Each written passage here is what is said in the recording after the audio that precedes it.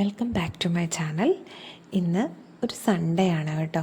അപ്പോൾ രാവിലെ മുതൽ ഉച്ച വരെയുള്ള എൻ്റെ അടുക്കളയിലെ ചെറിയ ചെറിയ കുക്കിംഗ് വിശേഷങ്ങളൊക്കെ ഞാൻ നിങ്ങളായിട്ട് ഷെയർ ചെയ്യാമെന്ന് വിചാരിച്ചു.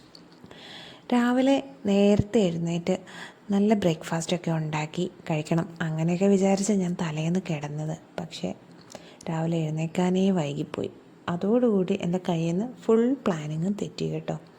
എല്ലാവർക്കും വിശന്ന് തുടങ്ങി. അപ്പോൾ ഞാൻ പെട്ടെന്ന് തന്നെ പുട്ടാണ് ഉണ്ടാക്കിയത്. പുട്ട് ഇവിടെ എല്ലാവർക്കും ഇഷ്ടമാണ്, അതുകൊണ്ടാട്ടോ പിന്നെ പുട്ടുണ്ടാക്കാമെന്നും കൂടുതൽ വിചാരിച്ചത്. അപ്പോൾ ഒരു ഗോതമ്പ് പുട്ട് ഉണ്ടാക്കി. ഈ ഗോതമ്പ് പുട്ട് നമ്മൾ ചുട്ടിട്ട് ചൂടോടുകൂടി കഴിക്കണം. അപ്പോൾ അതിനൊരു പ്രത്യേക ടേസ്റ്റാണ്. കുറച്ച് കഴിഞ്ഞ് കഴിക്കുമ്പോൾ അത്ര ടേസ്റ്റ് പറ്റത്തില്ല. അതിൻ്റെ കൂടെ ഏതായാലും കുഴപ്പമില്ല, പഴമായാലും പപ്പടമായാലും എന്തായാലും കുഴപ്പമില്ല. അപ്പോൾ ഞാൻ ഗോതമ്പ് പുട്ടാണ് ഉണ്ടാക്കിയത്. അതിന് വേണ്ടിയിട്ട് കൂടെ കഴിക്കാനായിട്ട് ഞാൻ വെജിറ്റബിൾ കറി ഉണ്ടാക്കി കേട്ടോ, ഗ്രീൻ പീസ്. അപ്പോൾ രാവിലത്തെ ബ്രേക്ക്ഫാസ്റ്റൊക്കെ കഴിച്ച് കഴിഞ്ഞ് തലേന്ന് മീൻ വാങ്ങിച്ച് ഫ്രീസറിനകത്ത് വെച്ചിട്ടുണ്ടായിരുന്നു. അപ്പോൾ അതെടുത്ത് വെള്ളം ഒഴിച്ചിട്ടു കേട്ടോ. മീൻ വാങ്ങിച്ചിട്ട് നിരപ്പ വെള്ളം ഒഴിച്ച് നമ്മൾ ഫ്രീസറിനകത്ത് വയ്ക്കുമ്പോൾ അതിങ്ങനെ ഫ്രഷ് ആയിട്ട് തന്നെ ഇരിക്കുമെന്ന് കേട്ടിട്ടുണ്ട്, ചില വീഡിയോസിനകത്തൊക്കെ കണ്ടിട്ടുണ്ട്. അപ്പോൾ ഞാനും അത് ഫോളോ ചെയ്തു കേട്ടോ. കുഴപ്പമില്ലായിരുന്നു. ഞാൻ എടുത്ത് നോക്കിയപ്പോൾ ഫ്രഷ് ആയിട്ട് തന്നെ ഇരിക്കുന്നത്. ഞാൻ 1/2 കിലോ വെച്ചിട്ടാണ് വാങ്ങിച്ചത്. അപ്പോൾ അത് അങ്ങനെ വെള്ളത്തിനകത്തേക്ക് ഇട്ടു. പിന്നെ തലേന്ന് കുറച്ച് ചീരയില വാങ്ങിച്ച് വെച്ചിട്ടുണ്ടായിരുന്നു. അപ്പോൾ അതൊക്കെ കഴുകി ക്ലീൻ ചെയ്തെടുത്ത് ഞാൻ ചെറുതായി അരിഞ്ഞ് മാറ്റി വെച്ചു കേട്ടോ, തോരനുണ്ടാക്കാൻ വേണ്ടിയിട്ട്. അതിന് ശേഷം മീൻ കഴുകി വാരി മസാലയൊക്കെ പുരട്ടി, വറക്കാനുള്ളത് മസാലയൊക്കെ പുരട്ടി മാറ്റി വെച്ചു. വയ്ക്കാനുള്ളത് കട്ട് ചെയ്ത് മാറ്റി വയ്ക്കുകയും ചെയ്തു കേട്ടോ. പിന്നെ അപ്പോഴാണ് ഓർത്തത് ഞാൻ, അരി അടപ്പത്തിട്ടില്ലല്ലോ, എന്നാൽ പിന്നെ അരി അങ്ങ് ഇട്ടിട്ടാവാം ബാക്കി പണിയെന്ന്. അരി ഇരുന്ന് തിളയ്ക്കുമ്പോഴേക്കും ബാക്കിയുള്ള പണി ചെയ്താൽ മതിയല്ലോ എന്ന്. അങ്ങനെ അരി കഴുകി വാരി അടുപ്പത്തേക്ക് ഇട്ടു.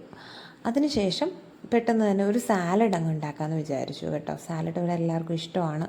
അപ്പോൾ അതൊക്കെ ഞാൻ ഇടയ്ക്ക് ഉണ്ടാക്കുന്ന ഒരു ഐറ്റംസാണ് കേട്ടോ.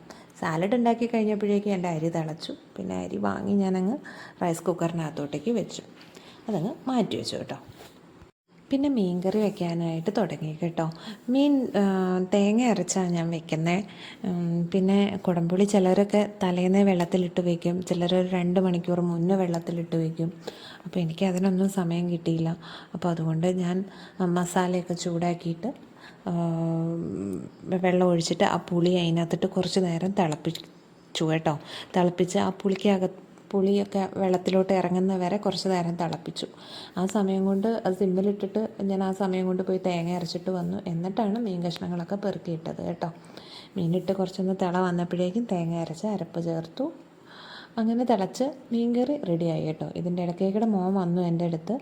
ധ്യാനുവിന് ഫ്രിഡ്ജിനകത്ത് കുറച്ച് ചോക്ലേറ്റ് വെച്ചിട്ടുണ്ടായിരുന്നു. അപ്പോൾ ആ ചോക്ലേറ്റ് ഓരോന്നോരോന്ന് പുള്ളി എടുത്തിട്ട് പോയി കഴിക്കാൻ വേണ്ടിയിട്ടാണ് എൻ്റെ അടുത്തോട്ട് വന്നത്. എല്ലായിടത്തും പിള്ളേരിങ്ങനെയൊക്കെ ആയിരിക്കും അല്ലേ. ചോക്ലേറ്റ് ഫ്രിഡ്ജിലിരിക്കണ കണ്ടാൽ പിന്നെ ഓടി ഓടി വന്ന് എടുത്ത് കഴിക്കും. പ്രത്യേകിച്ച് അവധിയുള്ള ദിവസമാണെങ്കിൽ ഒന്നും പറയാനില്ല, വന്നും പോയും കഴിക്കണം അറിയാനേ വയ്യ. പിന്നെ വേഗം തന്നെ ഞാൻ അരിഞ്ഞു വെച്ചിരിക്കുന്ന ചീരയില എടുത്ത് തോരനുണ്ടാക്കി കേട്ടോ. അങ്ങനെ ചീരത്തോരനും സെറ്റാക്കി. പിന്നെ ഞാൻ മസാല പുരട്ടി വെച്ചേക്കുന്ന മീനെടുത്ത് പെട്ടെന്ന് വറുത്തു.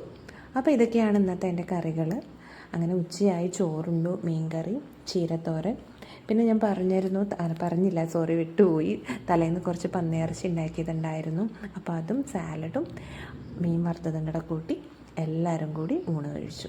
അപ്പോൾ ഇത്രയേ ഉള്ളൂ ഇന്ന് എൻ്റെ അടുക്കളയിലെ സൺഡേ വിശേഷങ്ങൾ.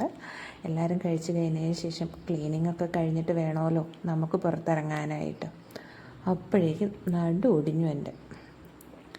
അപ്പോൾ ഓക്കെ, ബൈ ബൈ.